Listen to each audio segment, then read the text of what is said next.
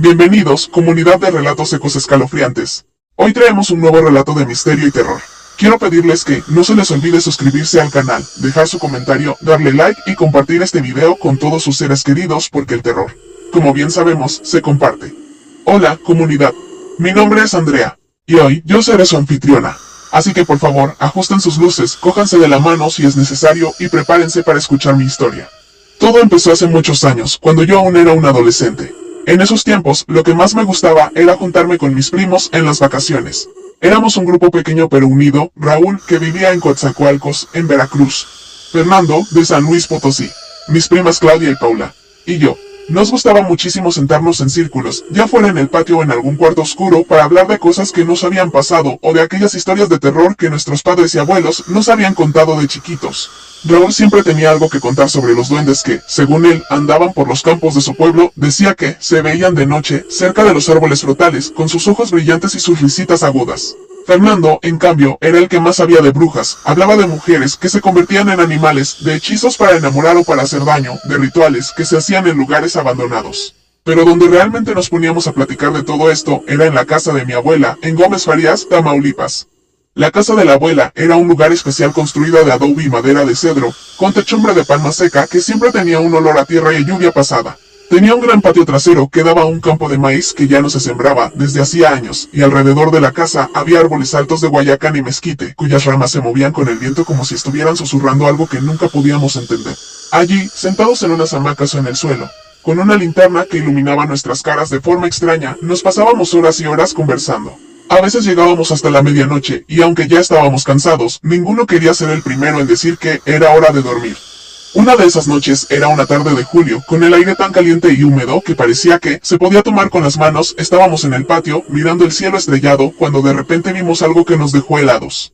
Eran unas bolas de luz roja, brillantes y cálidas a la vez, que se movían lentamente por encima del campo abandonado. No eran estrellas, ni aviones, ni faros de coches, se movían en círculos como si estuvieran bailando y dejaban un rastro luminoso que tardaba varios segundos en desaparecer. Fernando se puso derecho de golpe y nos dijo, esos son las bolas de las brujas. Ya había oído hablar de ellas. Dicen que es como se mueven de un lugar a otro, cuando van a hacer sus rituales. Y entonces, con esa osadía que solo tienen los jóvenes, nos propuso que intentáramos bajar una de esas bolas. Si las atrapamos o las eliminamos, nunca más vendrán por aquí, dijo. Éramos unos niños tontos, sin entender nada de lo que estábamos jugando, y aunque algo en nuestro interior nos decía que no era buena idea, todos aceptamos. Incluso Paula, que era la más miedosa de todos nosotros, asintió con la cabeza, no quería quedarse atrás. Fernando nos dijo que necesitaríamos unas Biblias pequeñas que podíamos llevar en las mochilas, agua bendita que tendríamos que pedirle a la madre de la iglesia, una cuerda gruesa que habíamos de sumergir en agua bendita durante 3 noches consecutivas, varias cruces de madera que Raúl se encargó de tallar con sus propias manos, y unos rosarios que nuestras abuelas habían bendecido hacía tiempo. Pasamos días preparándolo todo, guardábamos nuestras mochilas en el cuarto de invitados de la abuela, donde nadie las tocaba, y cada tarde salíamos al patio a esperar que aparecieran de nuevo las bolas rojas. Pasaron una semana, y otra, y no hubo rastro de ellas. Ya estábamos empezando a pensar que aquella noche había sido solo una ilusión, que nuestro cansancio y nuestras historias de terror habían jugado una mala pasada con nuestros ojos. Pero entonces, una noche de agosto, cuando el viento empezaba a llevar el primer sabor de otoño, volvieron a aparecer. Esta vez, la bola roja era más grande, más cerca, y brillaba con un resplandor que parecía latir, como si fuera un corazón vivo. Se movía más despacio que la vez anterior, y parecía estar bajando poco a poco hacia el campo. Fernando nos miró a todos y dijo en voz baja, ahora es el momento. Cuando toque el suelo, tenemos que actuar rápido. Si no, ella nos encontrará a nosotros. Ahí fue cuando Paula se echó para atrás. No puedo hacer esto, dijo con la voz temblando. Tengo miedo, se los digo. Esto no está bien. Y sin más, se dio media vuelta y corrió hacia la casa, gritando el nombre de mi tío Carlos, el único adulto que estaba con nosotros en esos días. Nos quedamos los 4, Raúl, Fernando, Claudia y yo. Todos estábamos temblando, pero la curiosidad y el orgullo de no querer parecer cobardes nos mantuvieron ahí. Fernando se colocó en el centro del patio y empezó a leer versículos de la Biblia, pero al revés. Su voz sonaba extraña, grave, con una entonación que no habíamos escuchado nunca de él. Mientras tanto, la bola roja seguía descendiendo, su brillo empezó a desvanecerse, pasando de un rojo intenso a un tono más pálido, casi grisáceo. Y cuando tocó el suelo del campo, con un sonido seco, como de papel quemándose, empezó a tomar forma. Al principio no se distinguía nada claro, solo una masa oscura que temblaba y crecía poco a poco. Pero luego empezaron a salir las alas, grandes, anchas, cubiertas de plumas negras y brillantes que parecían estar húmedas. Después apareció la cabeza, tenía la forma de un búho gigante, con ojos amarillos y redondos que nos miraban a cada uno de nosotros, y un pico curvo y afilado. Pero lo que más nos heló la sangre fue el sonido que salía de ella. No era el graznido de un ave, sino gritos humanos, gritos de dolor, de rabia, de tristeza, que resonaban en todo el campo.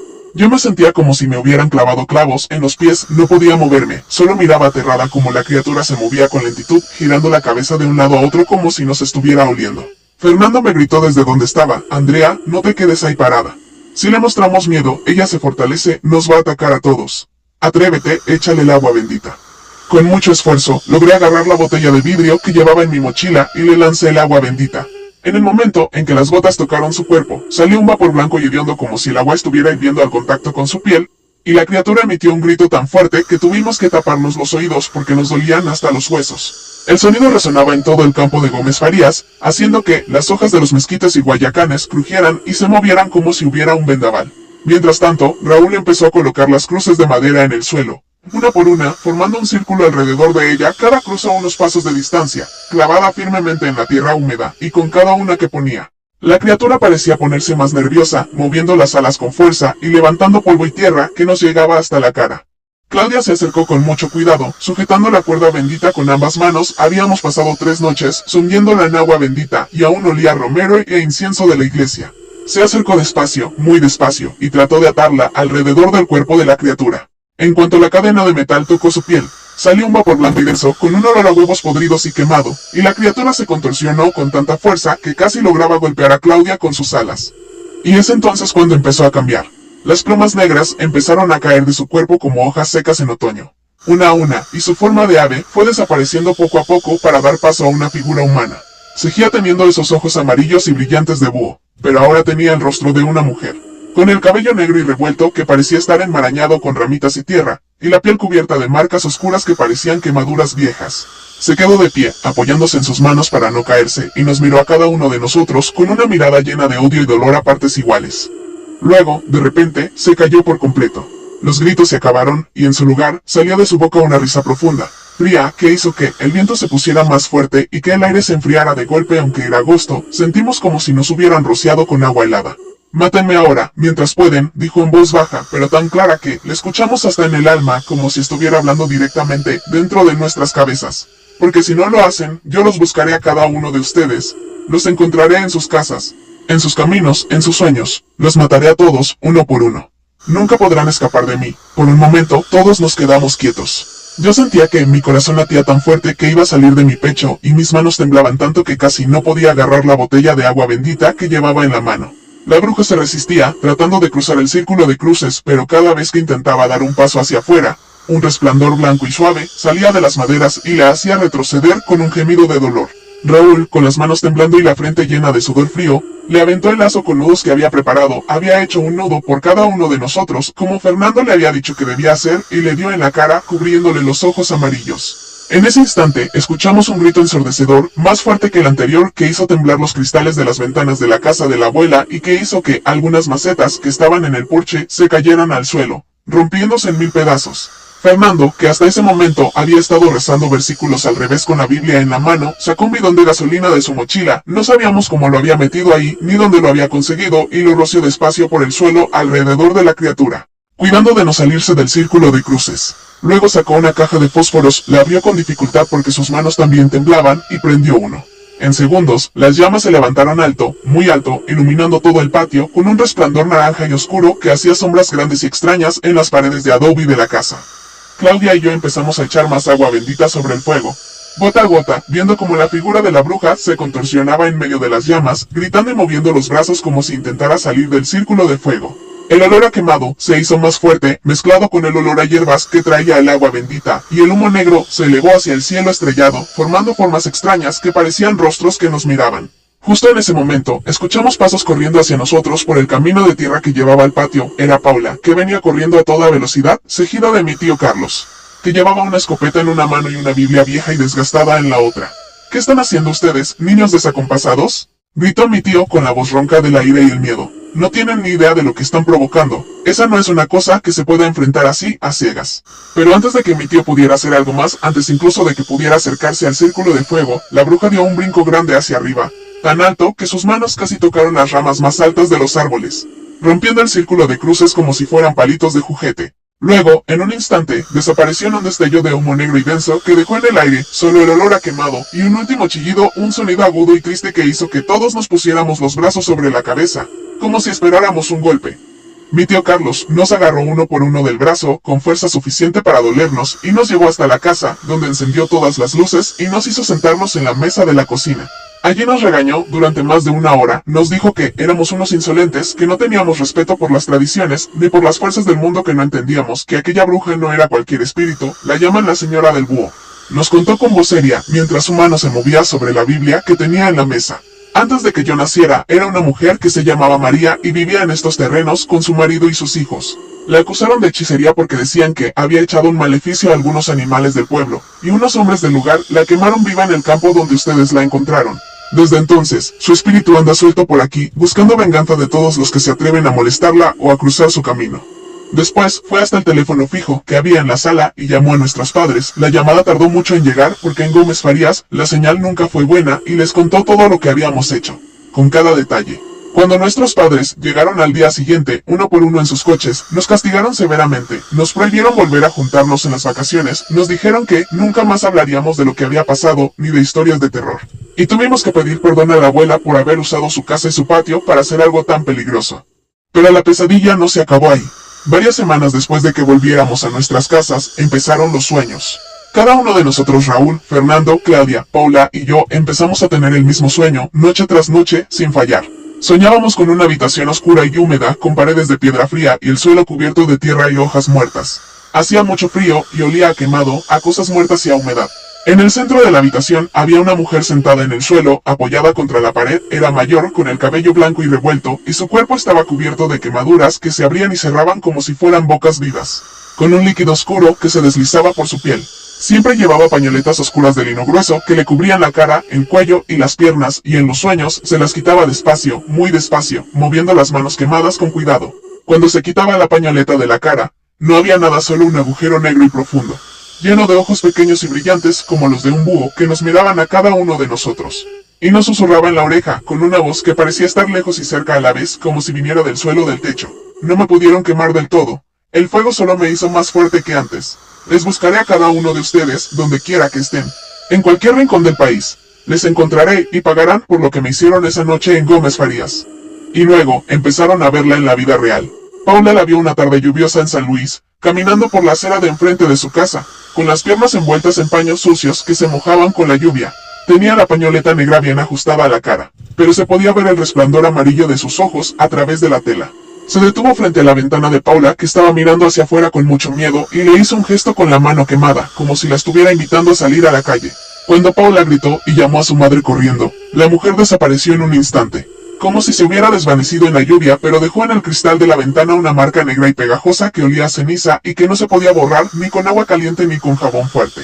Raúl la encontró en Coatzacoalcos, unos días después, en un camino de tierra que lleva a un rancho abandonado, donde dicen que nadie vive desde hace más de 40 años. Estaba sentada en una roca grande que está justo en medio del camino, mirando hacia el horizonte, donde se veían las montañas. Estaba arrancando plumas negras de su cuerpo con sus manos quemadas, plumas grandes y brillantes, igual que las que habíamos visto aquella noche, y cada pluma que tiraba al suelo se convertía en una serpiente pequeña y negra que se arrastraba hacia él, con los ojos rojos y brillantes. Raúl no pudo hacer nada más que dar media vuelta y correr hasta llegar a su casa, que estaba a más de 1 kilómetro de ahí, y desde entonces no se atreve a salir de noche, ni siquiera para ayudar a su papá a cerrar el portón del rancho. Fernando y Claudia la vieron en el mercado de Gómez Farías, justo donde nuestra abuela compraba sus víveres todos los sábados por la mañana. Estaba frente a un puesto de frutas y verduras que está cerca de la iglesia, y aunque no miraba directamente a ellos, parecía estar mirando las manzanas que había en el mostrador. Sus manos quemadas cogían las frutas una por una, y en segundos se ponían negras y podridas, convirtiéndose en una masa hedionda que caía al suelo. Cuando Fernando se acercó un poco más con la intención de llamarla la atención o de correr a buscar a alguien, la mujer giró la cabeza de un golpe tan rápido que escucharon un crujido seco como si se le hubiera roto el cuello. Desde debajo de la pañoleta salió ese mismo resplandor amarillo que habían visto en el campo y escucharon la misma risa fría y profunda que los había helado la sangre esa noche. Fernando agarró la mano de Claudia y los dos corrieron hasta la casa de la abuela, sin mirar atrás. Y a mí me apareció en la propia casa de mi abuela, unos días después de que Fernando y Claudia la hubieran visto en el mercado.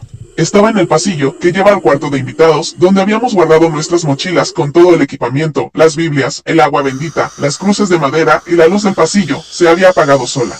Aunque mi abuela dijo después que no había habido ningún corte de luz. Solo había un pequeño resplandor rojizo que se filtraba por la pañoleta que llevaba la mujer en la cara, y sus pasos hacían un sonido húmedo y suave en el suelo de madera del pasillo. Se acercó a mí despacio, muy despacio, y me miró a los ojos antes de decir mi nombre, muy lento y con la voz rasposa, Andrea. Sentí como el miedo me paralizaba de nuevo, exactamente como aquella noche en el campo, y no pude hacer nada más que quedarme quieta, viendo como sus manos quemadas se extendían hacia mí. Fue entonces cuando nuestra abuela se dio cuenta de que algo no estaba bien. Ella siempre había sabido de estas cosas, su propia madre le había enseñado sobre las fuerzas del bien y del mal en esta tierra de Tamaulipas, sobre los espíritus que quedan atrapados entre un mundo y otro. Nos reunió a todos en su casa unos días después, cuando todos mis primos pudieron venir de nuevo, y preparó una mezcla de hierbas que solo ella conocía. Romero, manzanilla, salvia y otras que no reconocimos que había recogido en el campo antes del amanecer. También tomó el agua bendita que había en la iglesia y la mezcló con aceite de oliva que había bendecido en la Pascua, y cogió la cruz de plata que había heredado de su madre, una cruz pequeña pero pesada, con grabados que nadie entendía. Nos llevó hasta el patio trasero, justo al lugar donde habíamos enfrentado a la bruja aquella noche, y hizo un círculo con sal gruesa en el suelo. Nos hizo entrar a todos dentro del círculo y nos dijo que no estuviéramos quietos y que rezáramos por nuestra protección. Luego se paró en el centro del círculo y empezó a recitar oraciones antiguas en un idioma que no conocíamos, pero que sonaba suave y fuerte a la vez, mientras movía la cruz de plata por el aire y esparcía la mezcla de hierbas y agua bendita por el suelo. Al rato, vimos como el aire se puso pesado y oscuro, y apareció la figura de la mujer quemada en el centro del campo, justo donde había estado antes. Esta vez era más grande, más fuerte, con los ojos amarillos brillantes y las manos quemadas extendidas hacia nosotros, gritando con una voz que era a la vez de mujer y de ave. Pero nuestra abuela no tuvo miedo, se acercó a ella con valentía, la miró a los ojos y le colocó la cruz de plata en el pecho, diciéndole con voz clara y firme: tu venganza ha durado demasiado, María. Ya es hora de que descanses en paz y dejes en paz a estos niños. Eran jóvenes y no sabían lo que hacían. Esta tierra te dio vida y es aquí donde debes quedarte, no causando daño a nadie más. En ese instante, la figura de la mujer empezó a desvanecerse lentamente, como si se fuera disolviendo en el aire. Antes de desaparecer por completo, emitió un último grito, pero esta vez no era de ira, sino de tristeza y alivio a partes iguales, y se convirtió en un resplandor blanco suave que se elevó hacia el cielo hasta perderse entre las estrellas. Nosotros no pasábamos de los 17 años en aquel entonces, y aprendimos una lección que nunca olvidaremos: algunas fuerzas del mundo no deben ser despertadas, ni enfrentadas sin saber lo que se hace, sin respeto por lo que son. Mi nombre es Andrea, y esta es mi historia. Nosotros somos Relatos Ecos Escalofriantes. Hasta la próxima pesadilla. No se les olvide suscribirse, comentar, darle like y compartir, porque el terror se comparte.